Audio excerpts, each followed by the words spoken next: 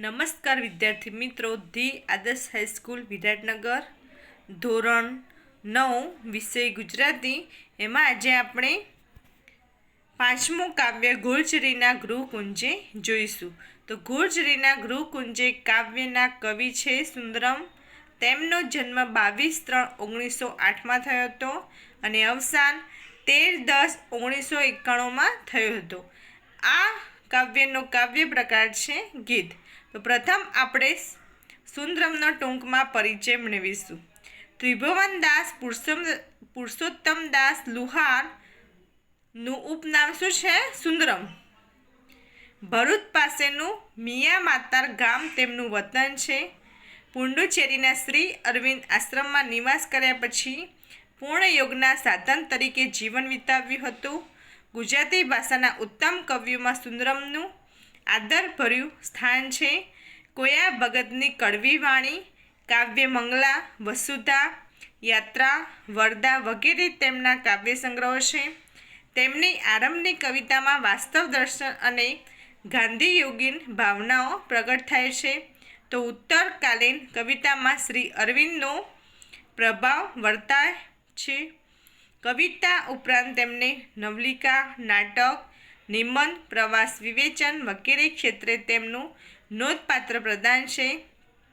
તેમને રંજીતરામ સુવર્ણચંદ્રક તથા દિલ્હી સાહિત્ય અકાદમી પુરસ્કારથી પુરસ્કૃત કરવામાં આવેલા છે.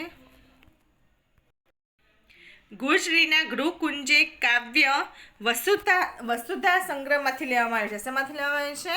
વસુધા સંગ્રહમાંથી લેવામાં આવ્યું છે. આ કાવ્યમાં પોતાની જન્મભૂમિ પ્રત્યેનો અપાર પ્રેમ વ્યક્ત થયો છે. સંસ્કૃત સાહિત્યમાં પણ કહેવાયું છે, જનની જન્મભૂમિ સ્વર્ગાદપી ગરીયસી, એટલે કે જનની અને જન્મભૂમિ સ્વર્ગથી પણ ચડિયાતી છે.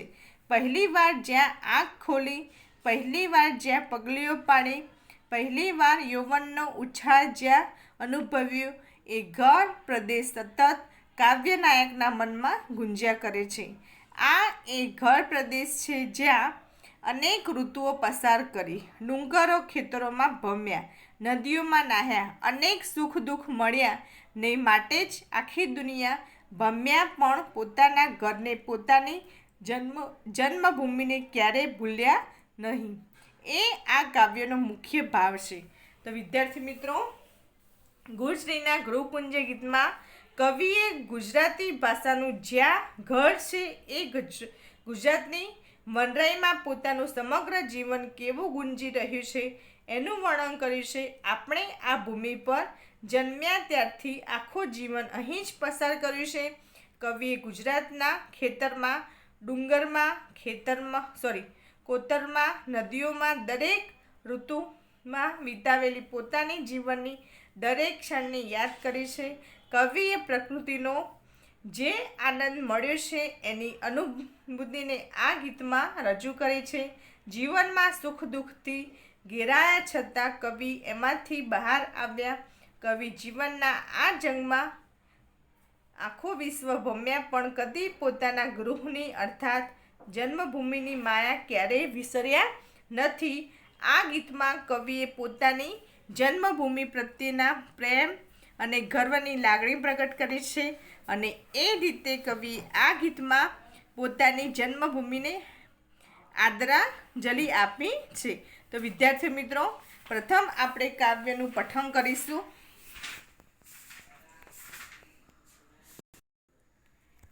ગુર્જરીના ગૃહકુંજે અમારું જીવન ગુંજે ગુંજે, ગુર્જરીના ગૃહકુંજે. આંખ અમારી ખુલી અહીં પહેલી, પગલી ભરી અહીં પહેલી, અહીં અમારા યૌવન કેરી વાદળીઓ વરસેલી, ગુર્જરીના ગૃહકુંજે.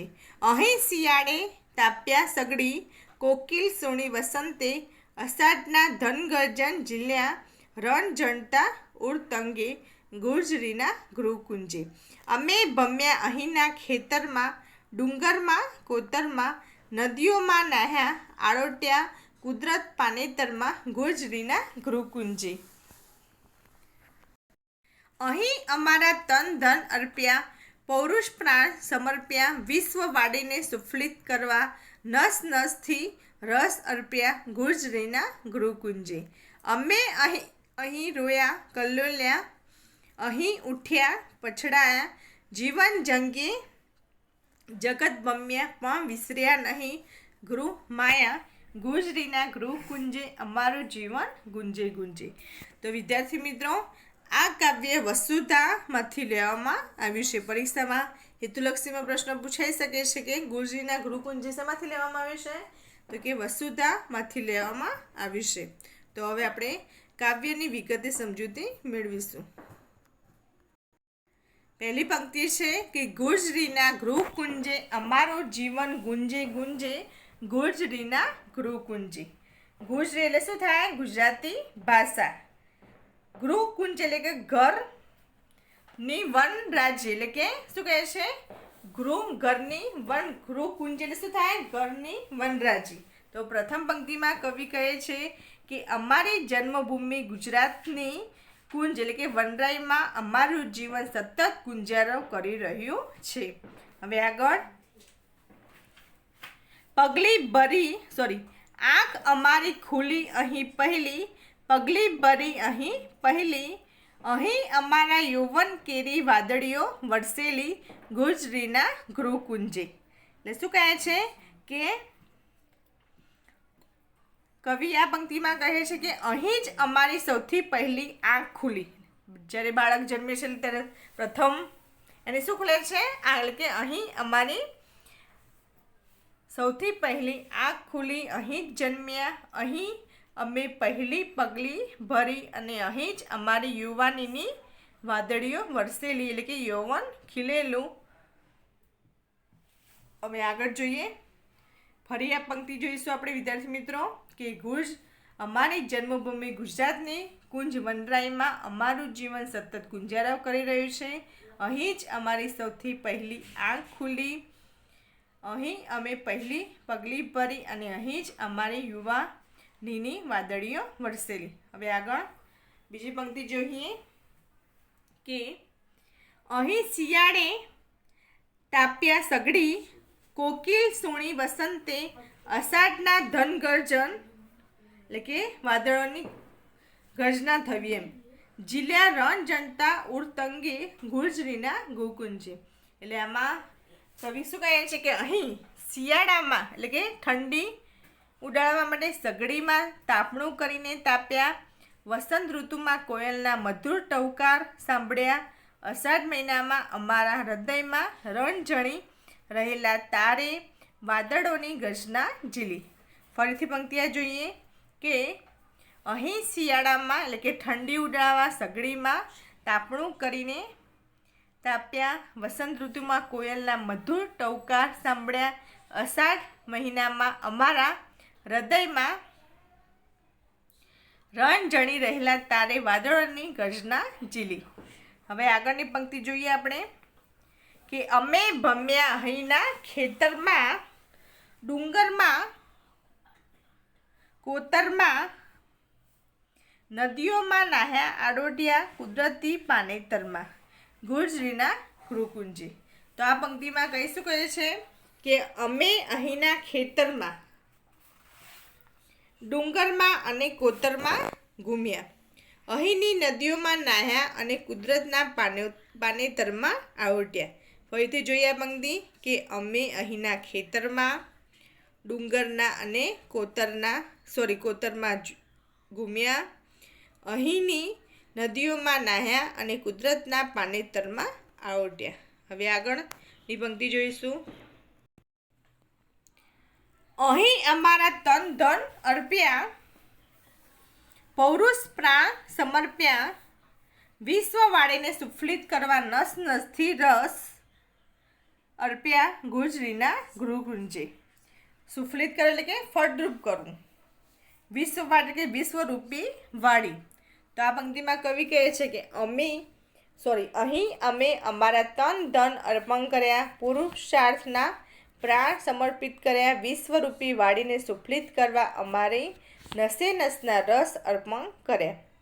ફરીથી જોઈશું કે અહીં અમે અમારા તન ધન અર્પણ કર્યા, પુરુષ સાધના પ્રાણ સમર્પિત કર્યા, વિશ્વરૂપી વાડીને સુફલિત કરવા અમારી નસે નસના રસ અર્પણ કર્યા.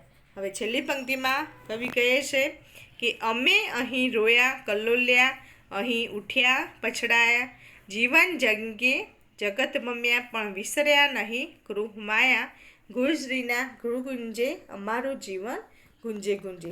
છેલ્લી પંક્તિમાં કવિ કહે છે કે અહીં અમે રડ્યા અને આનંદ કિલ્લોલ કર્યો, અહીં ઉઠ્યા પછડાયા, સુખ દુઃખથી ઘેરાયા છતાં એમાંથી બહાર આવ્યા, જીવનના આ જંગમાં જગત આખું ભમ્યા, પણ અમે અમારી જન્મભૂમિ એટલે કે ગૃહની માયા એટલે શું થાય, લાગણી કદી ભૂલ્યા નથી.